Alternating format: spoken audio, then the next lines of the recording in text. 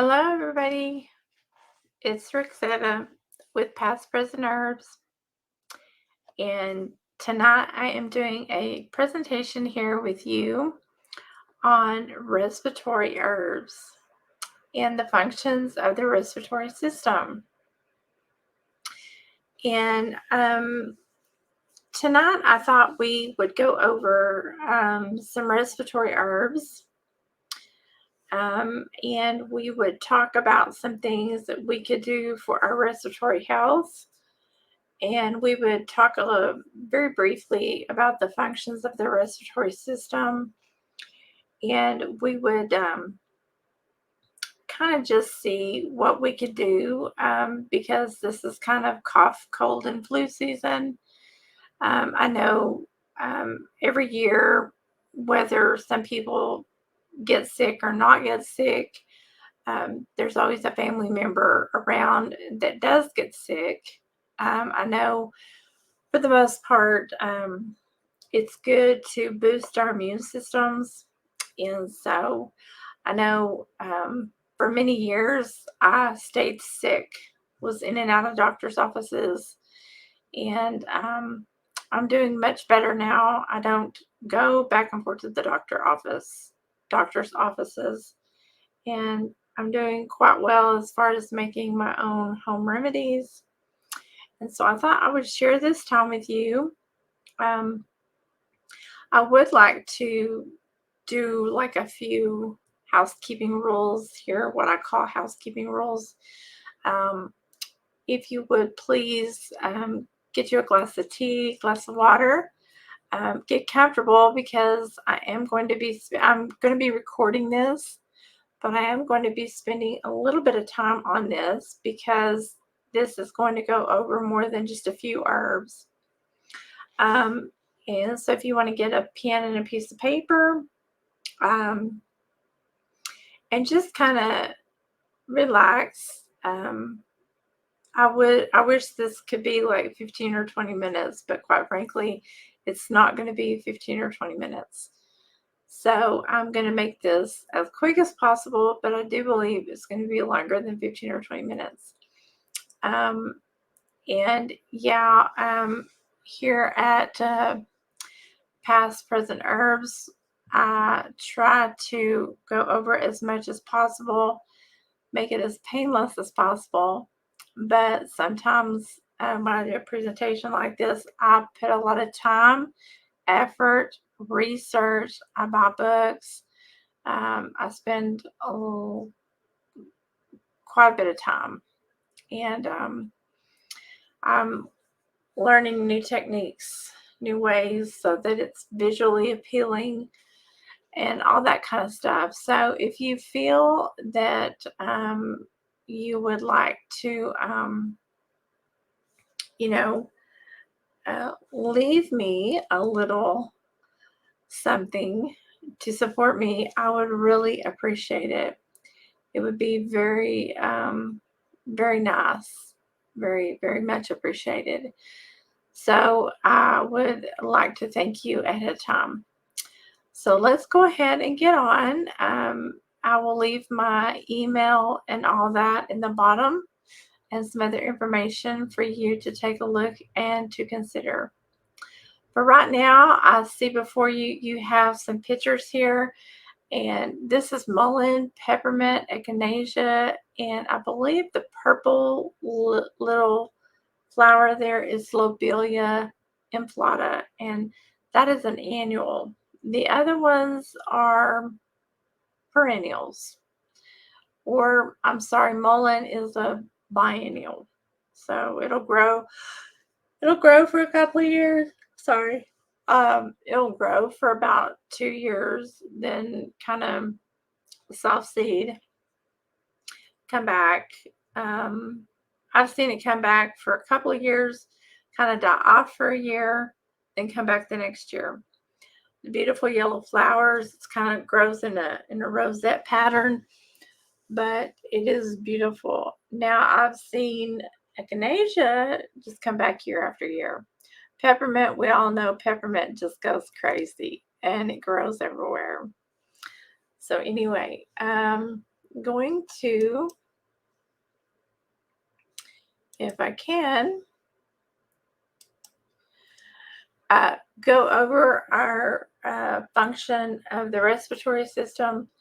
And the reason that I like to go over just like in layman's term, and I'm not going to go into great detail about the functions of the respiratory system, is because I see a lot of people who don't really understand the anatomy of it. So I kind of got these pictures where it's just simple elementary, where your nasal cavity is your nose, where you breathe through right here, and it goes down to your pharynx, excuse me, and your larynx, your trachea right in here.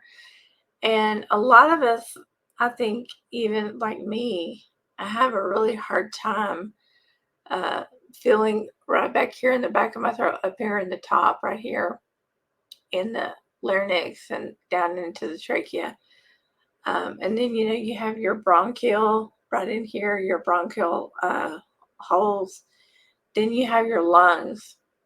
So you want to be really careful not to obstruct anything right here.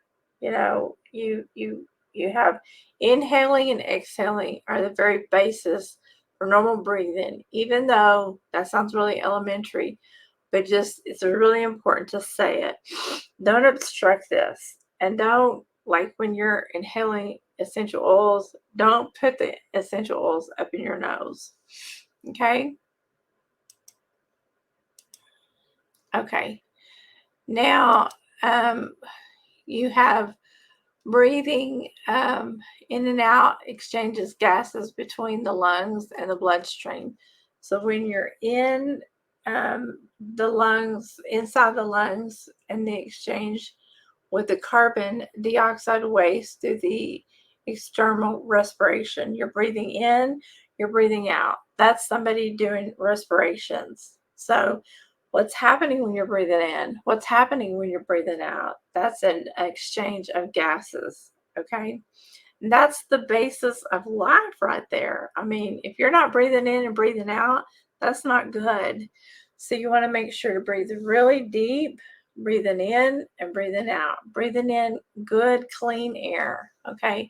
And that starts right here at your nose and breathe all the way down here. You want to breathe really, really deep. Breathe in and breathe out, okay?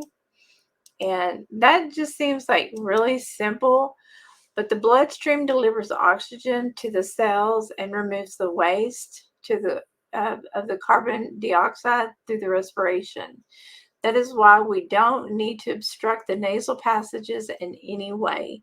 The key function of the respiratory system, which is the red blood cells that carry oxygen absorbed from the lungs around the body through the vascular structure. When it is time to and reaches tiny capillaries, it releases oxygen. That's the job. It goes to do great things. So when we're breathing in and we're breathing out, has a lot to do with the red blood cells and the nasal passages that carry it away. Okay, I know this seems really simple, but I really wanted to go over it and get it really fresh in our minds so that we really understand the really key basic what it means to breathe in and breathe out. And if we have a bunch of junk up in our nose or we're not breathing properly, what it is that's going on. Vocal cords in our throat, okay? When you're not, you know, when we have a sore throat, vocal cords helps us to make sounds during exhalation, air passages from the lungs through the larynx in voice boxes. So if you're not, you know, if you have a raspy voice, if you're snoring, or if you have all these things going on, and you're straining to talk, muscles move through the cartilages that push the voice box or vocal cords together. Air passes between them, vibrating and creating sound. Your olfactory which is your smelling. That's in your nose. That's why it's so important to take care of your voice box, your voice. I tell people drink honey with tea. Honey is so lubricating to the voice, and it's really good to clean out our nasal passages with the salt water. Just really take care of our each and every one of our eyes, our ears, our nose, our throat. The olfactory fibers are in your nose lining, inside your nasal cavity. It sends a signal to the brain. All this stuff is really, really important. Your nose goes all the way to your cerebral cortex. It's good to eat right. It's good to do all these things. It's just so important. Okay. So, what we're going to be talking about is really, I just wanted to throw this out there because I wanted other people to think about this. What are some herbs, like just start off with 5 herbs that you really, really just love, that you like, that you can use on a daily, weekly basis, that you find yourself gravitating to? They find that a lot of people, whether it's smell, whether it's touch, whether it's taste, they find there's like 5 herbs that people gravitate to all the time. And these are 5 herbs, and really there's a lot more than that.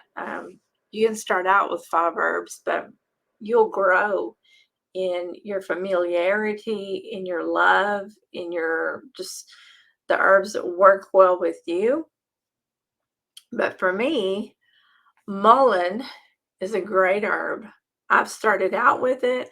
I've grown to use it more and more with the people that I work with and I help. It's in my family members. Um, I find that it's safe for children. It's an expectorant. It's good for coughs, plus many other aches and pains throughout the body in general. It's just a great respiratory herb too. So echinacea is another one. Echinacea is a great for an immune stimulant. It's great. It acts like an antibiotic in the body. It's an herb that fights off infections and is good for colds and flus. It works in other, it's a resistant, um, like an antibiotic when people have used other herbs that, they become immune to. I really like it. It fights bacteria. And it's just a pretty perennial flower that goes good in the garden. So I really like echinacea. And so let's go on to lobelia. Lobelia is an antispasmodic. It relaxes the smooth muscles. If I can start talking right. And for me, having a history with asthma, this helps with the spasms that come with having an asthma attack. So, due to the conditions, whether it be weather or the quality of the environment around us, the air quality, whatever the mix is, I like to put a little bit of peppermint with my lobelia, which they both work really good together. And it's just a great herb. It's safe for children and it's safe for elderly. So I really, really like lobelia. Yarrow is another one of my favorite herbs, and yarrow is an astringent herb and is very popular for its wound healing. And it's great because if you have a bleed or something like that, it will stop the bleeding. And so it's great for fevers. It goes in there to make the body sweat profusely, and then it'll bring the fever down. It's great for making salves and tinctures. It's great for colds, coughs, flu, much more than that. I can't go into everything. But yarrow is great for kids too. It's great for a wide variety of populations. And another one that I really, really love because it's culinary. Well, I'm just going to say both of them because I've already said more than five. But garlic and ginger. They're both immune stimulant. They're antiviral. They act like antibiotics, and they do so many other things. You can cook with them. Um, and add a little honey, and you've got great herbs for both of them. They have multitude of herbs.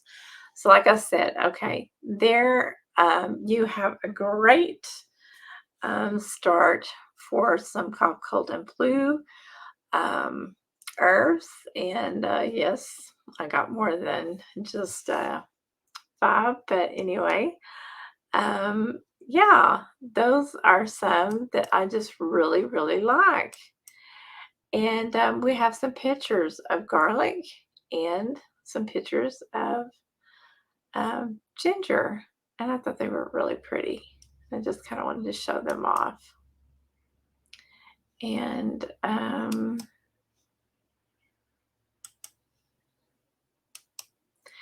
now I wanted to talk about these over-the-counter decongestants. Should we take them? What about them? What about the side effects? What type of medicine do they really provide? I mean, me, I mean, my husband used to be addicted to over-the-counter NyQuil. He used to be addicted to all this. I mean, I don't know. I used to just, we really used to poke fun at him because he had to have something over the counter. I mean, all the time. We had to buy him, we called him the NyQuil junkie, and then we also called him they come out with a NyQuil to make you go to sleep, and then he had to have NyQuil. He was a NyQuil junkie just from the beginning. And I really kind of felt sorry for him because I started reading all of the warnings, and he had, at one point in time, he had beginning signs of high blood pressure. He had high cholesterol. He had a lot of problems. And he would have to get up in the middle of the night and drink more of it because he just could not sleep. He could not sleep. None of this was really doing him any good. He had to take little tablets, over-the-counter tablets, and it was really sad. So a type of medicine that provides you with short-term relief for a stuffy nasal congestion headache that can also has something to do with fevers, colds, sinus, flu, allergic reactions.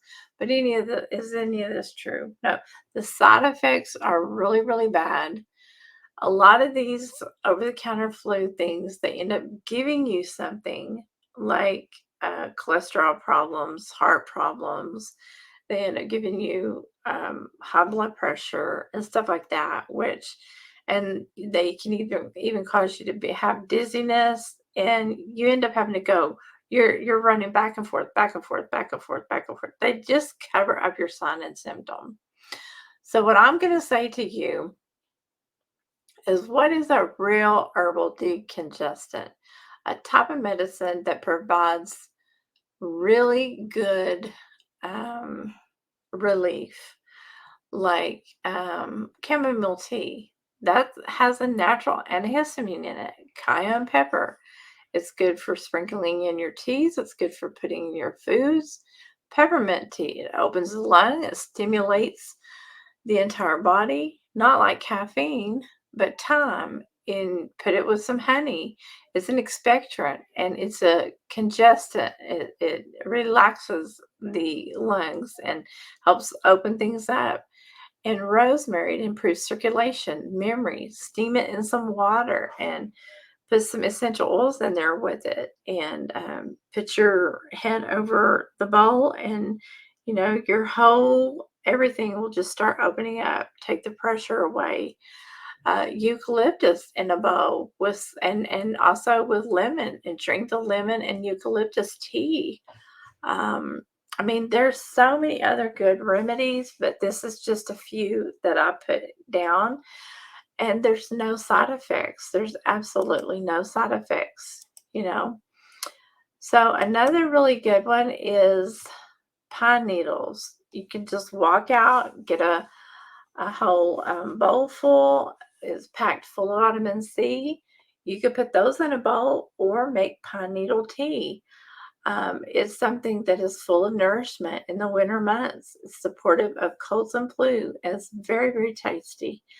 I've heard of numerous accounts in the Depression where they had pine needle tea.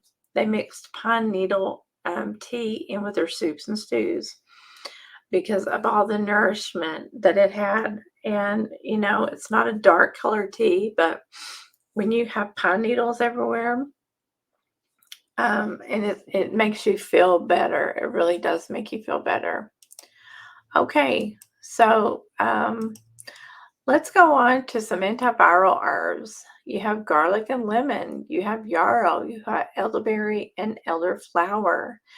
And now this can be done on a daily basis. Just garlic and lemon. That's a great. Um, you can do this with children. You can also do the just make it into a tea. Add it to your other teas. You can do a yarrow tincture, tea, spray, salve. That's safe for children as well. Your elderberry syrups, your elderflower tinctures, syrups. You can do teas, tinctures, and they're all safe for children. All of this is safe for children. You can do honey, garlic, and lemon and add that into your teas. And it's just great. I mean, all of this you can do on a daily basis. And you can make it to where it's safe. All of this is safe for children. Okay, there is some aromatic herbs here that I really love, and most of these are home remedies. And I know a lot of people, you can get peppermint from just about anywhere. Most people grow it in their backyards. Peppermint can be cooling, especially like if you have a fever and you're kind of hot. Peppermint can taste really good and make whatever other herb that you have taste awesome. Okay, like if you have an earache, most moms and grandmas have an onion lying around. You cut it in half, put it in a couple of inches of water, and you just want to get it like a couple of minutes. You don't want to just like really boil it and boil it and boil it, but and then you leave the paper on, and then you just squeeze that lemon in, not the lemon, the onion, and put the onion like in a spoon where the juice comes out, and then pour a couple of drops into an earache that's hurting. I don't care whether it's an adult or a child, but you make sure it stays really warm. Wrap that onion like in a warm cloth. Put the onion on the child's ear. Have them lay there, and you can just have them lay on your lap or lay in bed or lay there and just watch a movie, whatever. But after the warmth of the onion goes away, they should start to feel better. You may have to do it twice, just depends on the severity of the earache. I heard this from another herbalist, and I've tried it, and it works really great. And another one that I've been doing for many, many years is ginger tea with lemon, especially if the child or the adult has a sore throat, they're just not feeling good. They can have a whole bunch of different ailments or not feeling good. But if they're not feeling good in their stomach or anywhere like the throat, this is going to take care of a bunch of different things. So I always have ginger tea and I always have lemon. And so let's go on. That takes care of a lot of problems all in one. Okay, let's talk about some demulcent herbs, because demulcents are slimy and they're called mucilage. And I have for a long time been in love with mucilage herbs. And now the really good thing about mucilage is it's going to keep you from drying out inside your body and making you feel worse. This is going to soothe the lining of the membranes in certain parts of your body, like your throat, your nasal cavity. This is what I was talking about. You really, really need to take care of your the functions of your respiratory system, because if you're all dried out, like if you go in there and you take something, because you have a runny nose and you go take something over the counter, like a lot of these medications over the counter, and then you don't drink enough water, then you're going to be all dried up like a prune.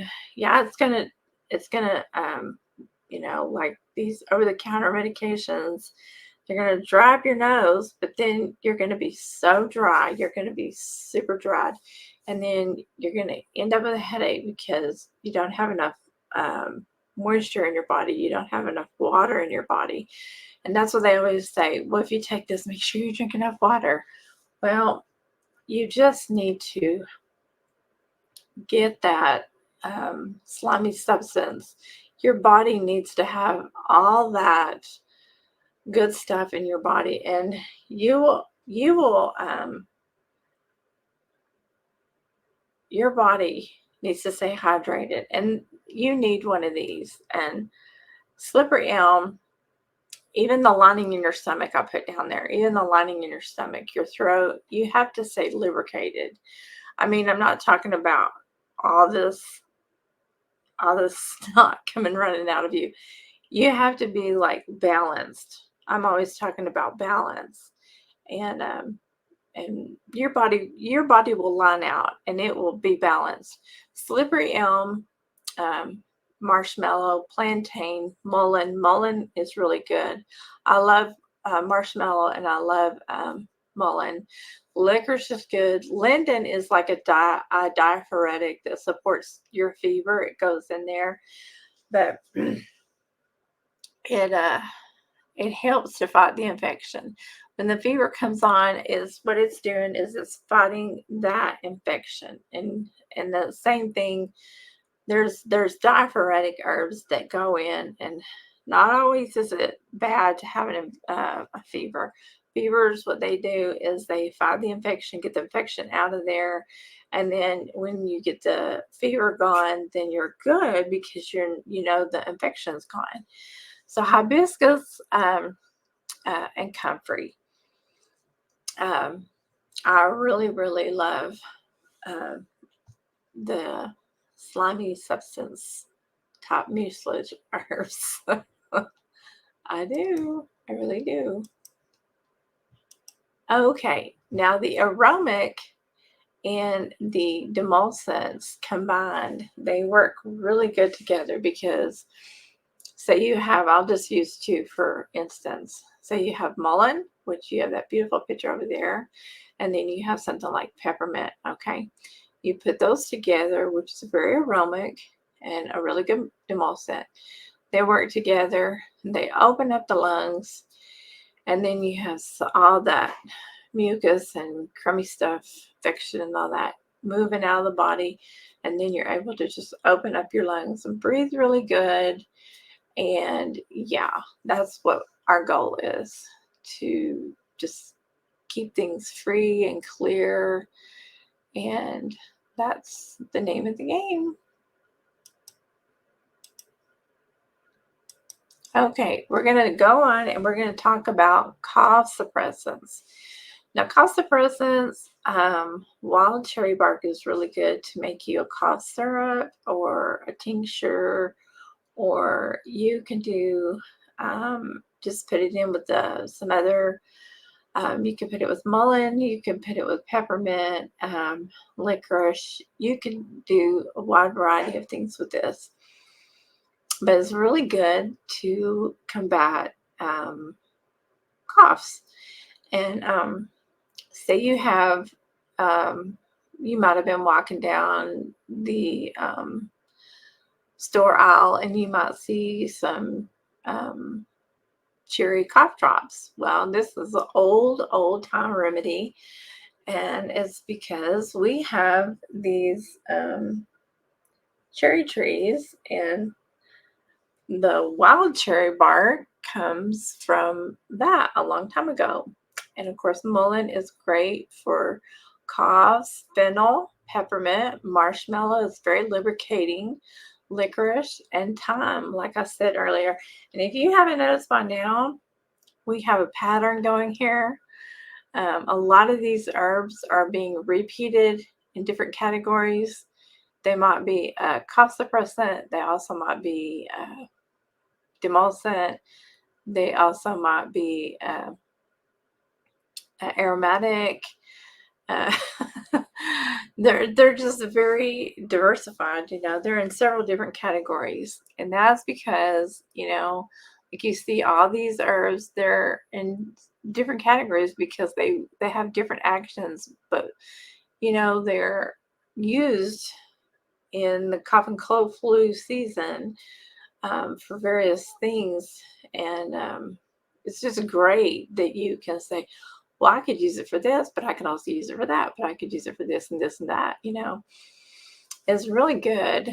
I mean, there's a lot of other different herbs, but these are my primary herbs that I've been using. And really, you may see some herbs that are just substitute for these, and really why you wouldn't use those when you could just use something just like this. And you'll see that sometimes out there, but I'll just use these. Okay, now these herbs are some herbs that you just got through seeing, and there's the exception of cramp bark and hyssop, but these are my asthma herbs, what I call antispasmodic. And the reason I use peppermint and lobelia and mullein and cramp bark, I don't really use hyssop that much, but hyssop is one that I may try to use. Hyssop is a really good herb, but I haven't used it in my formula for asthma yet. But I've studied it out.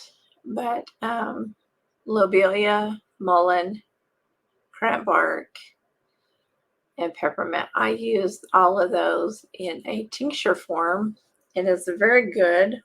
I used to put marshmallow, because marshmallow is very good for the throat. And when you have like the asthma cough and the asthma, like the bronchial problems that come with the chronic asthma people, like they need that bronchial dilator or whatever, they get off of their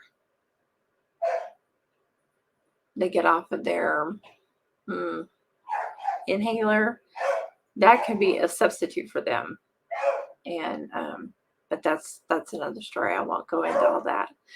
But anyway, sometimes these work really great. Well, most of the time. I don't know why I said sometimes. Most of the time, these work absolutely great.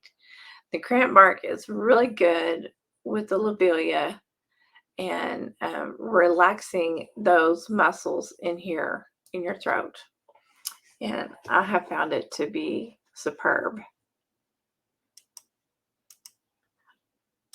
Okay, now we're going right along. This is like before cold and flu season, during cold and flu season, and after cold and flu season. I always tell everybody, these herbs, you don't have to take them all, but you want to pick out some that are really good for helping you stay on top of your immune system. I usually take a couple to help fight off infections, viruses, and build your immune system. Astragalus is a modulator. Astragalus is in some of my tinctures if you ever get sick, and it will help you build while you're sick. And then sometimes people take it as a tincture by itself, or they'll take it in a capsule form. Echinacea is really good because the modulator means like it's whether you're high or you're low, it will get you to where you need to be. Echinacea is a stimulant. It acts like an antibiotic, but it also is stimulating you. So you don't want to take it for really long periods of time because you don't want to be stimulated all that time. So like garlic is one that you can take because it's really, I mean, all herbs are food, but some are just more long lasting. Like you can take astragalus for a little bit longer than you can take echinacea. Echinacea, you really can't take it that long. Garlic, you can take that every day if you want, like the garlic and honey. You can take a clove of garlic every single day. And then more, really. Just depends on how you can tolerate it. Ginseng is really good. It improves your memory and helps fight inflammation. And let's see here. I've got some more. Ashwagandha is one that I really like to take, and I mix that with a happy time tea that we like to drink pretty much all year round.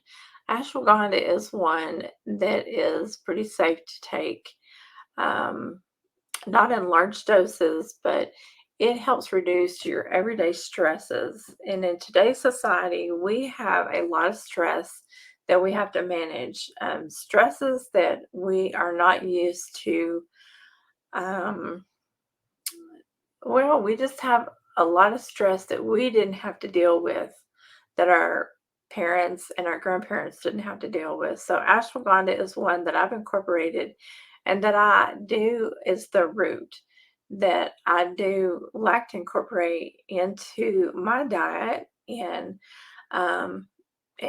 yes, I do think that it's necessary for both male and female, but it's kind of like chamomile, they say, is the female herb. This is what they call the female herb because women have to multitask so much.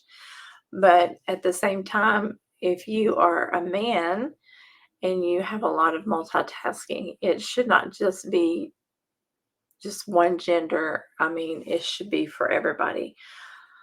But it does help you rest and relax at night. It's not something that is not a herb that's going to put you to sleep, but it does help you get to sleep at the end of the night, at the end of the day.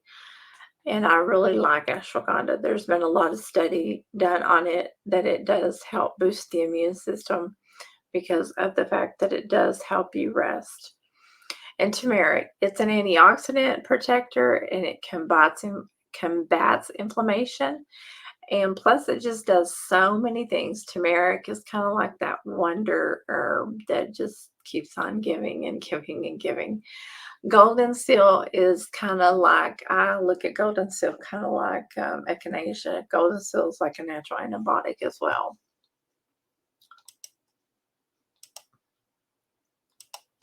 Okay, I want to briefly talk about this because I see a lot of people that have walked around with pneumonia or bronchitis and pneumonia, or bronchitis fixing to turn into pneumonia. And I just say this, getting ready to close. Bronchitis is pretty serious, and pneumonia is very serious. And most people wait until it's too late when they have to go to the hospital and pay big bills and are forced to make decisions that they otherwise don't want to. So please, please, please, let's get things in order beforehand. If you don't have an herb list, I ask that you please get one in your local area.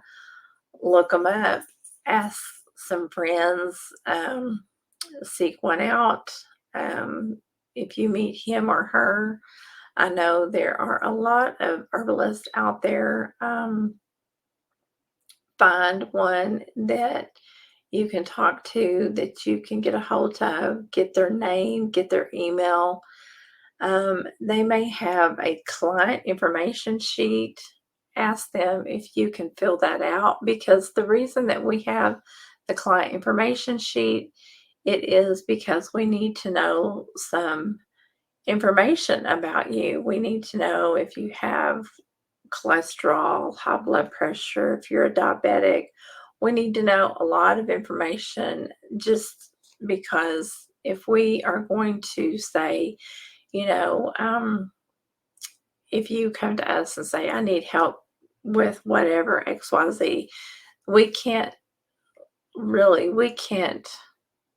say, you should do this or you should do that, because we have to know something about you. I mean, it's just simply that simple. And we have to know how to help somebody, and that is simply by filling out a client information sheet. I've tried to help a lot of people, and they said, well, why do you need to know any of that information? Well, it's just common sense. You have to know something about somebody. And, you know, it's just kind of like whenever you are trying to do anything, you have to know a person's history. You have to know something about that person in order to just do anything. So I'm just saying this out of the kindness of my heart for the next herbalist. I do consultations, but I cannot do a consultation without knowing something. I can't. It's a blank sheet of paper to me, and I have to know something, to go in and try to help that person. Or I can't help. I can't help. You know.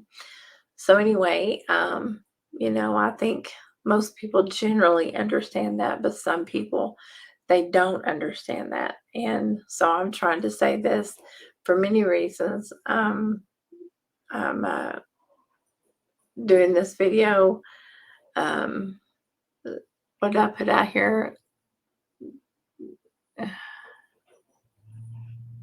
fill out the form. I'm going to do this video alone. Okay. Okay. I'll stop there. Okay. So, we're going to go ahead and I'm going to wrap this video up, but I'm going to leave you with my website, which is https pastpresentherbs.com. Hope to get this video on my website soon. And if you need to stock up on herbs or tinctures, I do not have any dry herbs, but I do have some tinctures, and I will have some more tinctures up on the website very soon. You can always go stock up, and my email address is GARDENOFHERBSTX@gmail.com. I hope this was informational and very helpful to you. And as always, it has been a pleasure. And I hope to do some more videos. And if you have any comments, if you have any questions, please leave them down in the comments. And I would love to answer them, and love to just, come back and look at them, because whether it's something that has to do with a tincture, whether it's something that, I don't know what's more pressing to you, is how to take a fever down quick, or the dosage on a tincture. I really don't know unless you let me know. what your question is. I would love to answer your questions. It's just always a pleasure to answer your questions. If it doesn't have anything to do with cough, cold, or flu season, go ahead and write your question down. I would love to go ahead and answer it. Okay, you guys have a blessed night.